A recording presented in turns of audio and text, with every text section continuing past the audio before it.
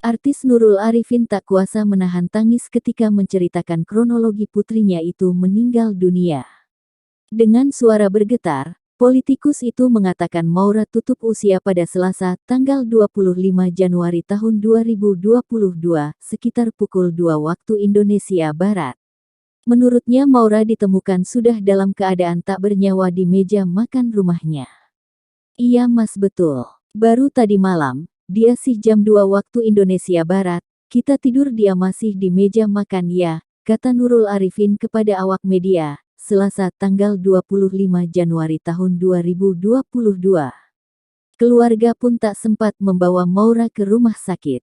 Nurul Arifin menuturkan kematian putrinya baru diketahui beberapa jam kemudian. Salah satu pembantu rumah tangganya yang menemukan Maura sudah tak bernyawa di ruang makan rumahnya.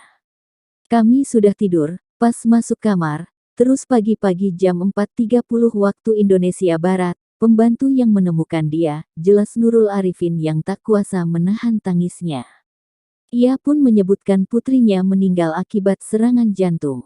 Rumah duka di Jalan Ciloto 2 Puri Cinere.